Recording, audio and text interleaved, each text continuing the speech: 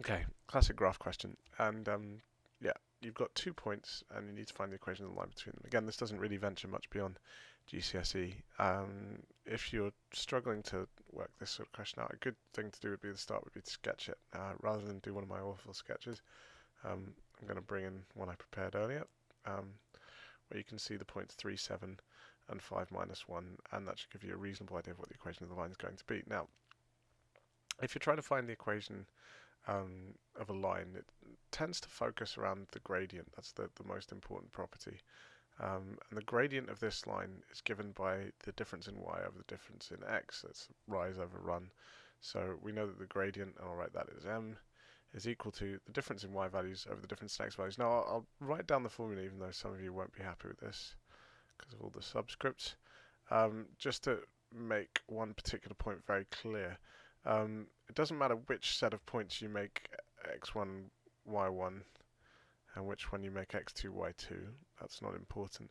What is important is that you apply the formula very carefully. When we say difference between x and difference between y, obviously the difference between 3 and 5, the x values is 2, and the difference between the y values 7 and minus 1 is 8. But we have to be clear about whether we're talking about plus 2 or minus 2 and plus 8 or minus 8. What I mean by that is that if you're going to say 5 minus 3 is 2, you then need to say minus 1 take away 7. You have to do one set of coordinates minus the other.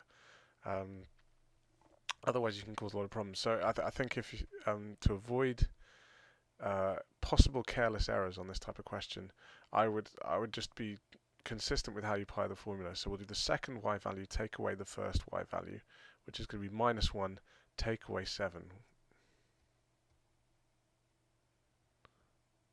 and divide it by the second x value take away the first x value. So we do minus 1 minus 7. Hopefully you're all happy that that's minus 8. 5 take away 3 is 2. And if we do minus 8 divided by 2, we end up with minus 4. Fantastic.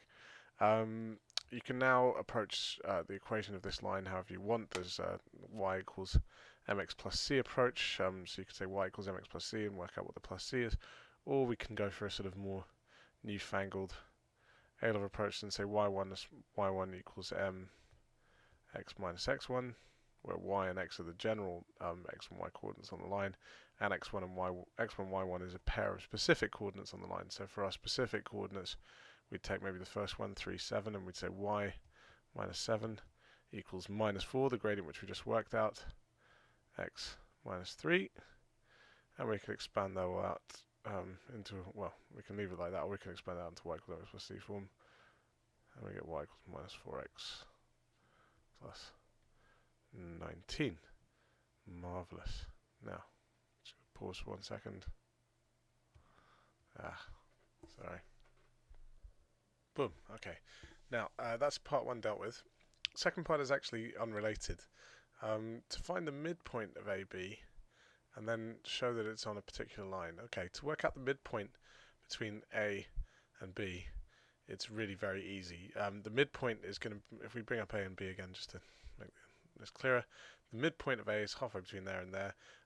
So it's going to be the average, halfway between the x values. If A is an x value of 3 and B has an x value of 5, then the midpoint is going to be halfway between 3 and 5. It's going to be at 4.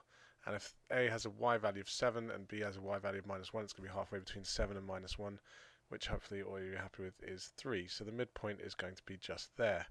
Now,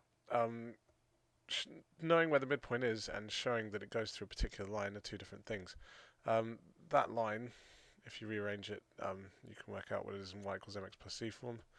Or is this going to cooperate?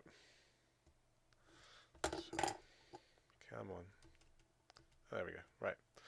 There's that line.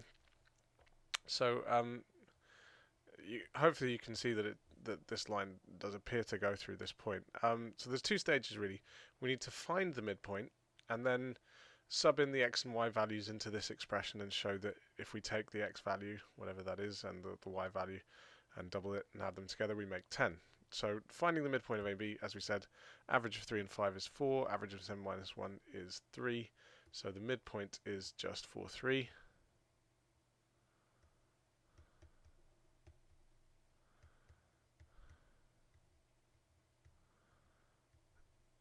if we wanted to do some algebra, you could, but I think that's fairly straightforward. And so then to show that it's on the line, we need to say x plus 2y is equal to x is 4, 2 lots of 3 equals 10. And since x plus 4, 2y, you wouldn't write x plus 2y equals 10 and then go into it. It's better to work out what x plus 2y is, show that it's equal to 10. Hence, midpoint lies on x plus 2y equals 10. And job finished.